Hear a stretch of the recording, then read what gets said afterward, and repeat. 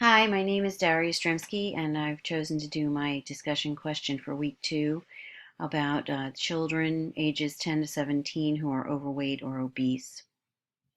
Childhood obesity is a growing concern, and it has doubled in the past 30 years.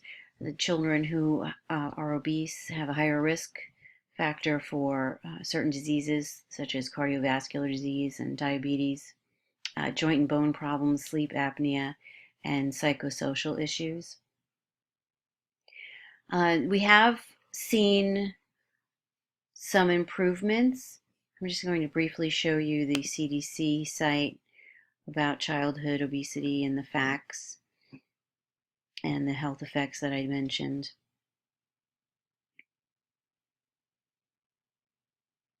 So we have seen some improvements, such as the 5210 national program and the My Plate program. And these are programs that are geared towards reducing sugar in children's diets, and trying to encourage fruits and vegetables.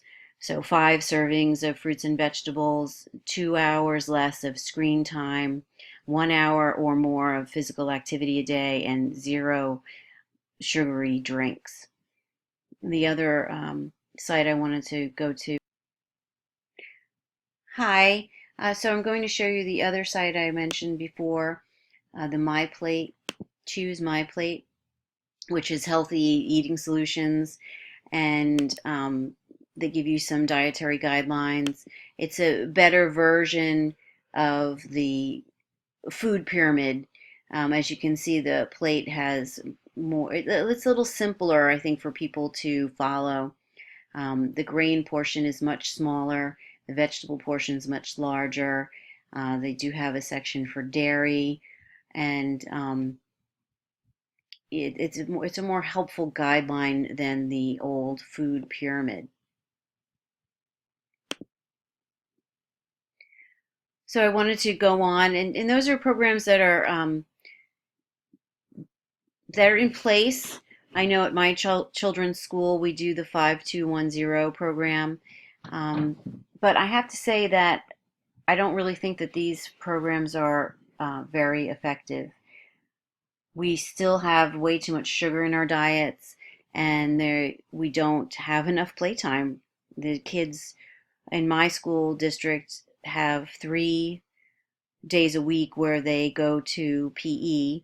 They do have recess every day, and I've often been told by other moms that have moved here from different states that that is a novelty because in other states they don't have recess every day. So we're just eating too much sugar and we're not getting enough playtime. And I wanted to talk about the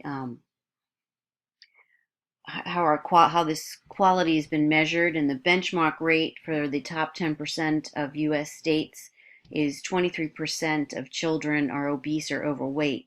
The U.S. average is 32%, meaning that the U.S. rate to the benchmark is 72%. So this leaves a lot of room for improvement, and we just really haven't gotten there. And one of the ways healthcare policy um, could change, I think that it should include both local, community, and national support systems. And policy could target training healthcare professionals, even trying to get reimbursed for obesity related visits, and figure out a way to capture those charges, if you will. So we are getting reimbursed, and we have more of an incentive to correct this issue. It's a family-based issue that really does start in the home, and we need to give parents and other healthcare professionals and teachers the skills.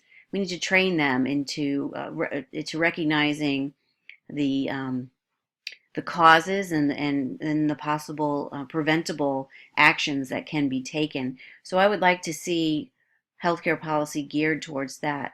training professionals and community-based services, utilizing technology, and of course, more research needs to be done to help correct this.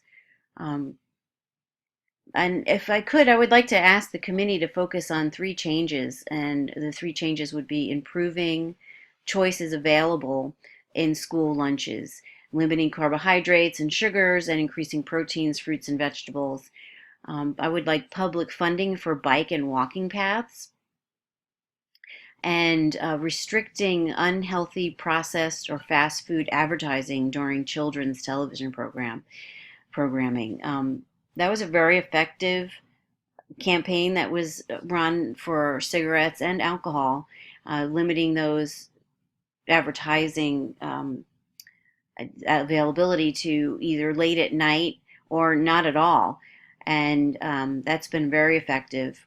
So I think something like that, if we could initiate something banning those kinds of ads, especially during children's television programming, that could really start to make a difference. Thank you.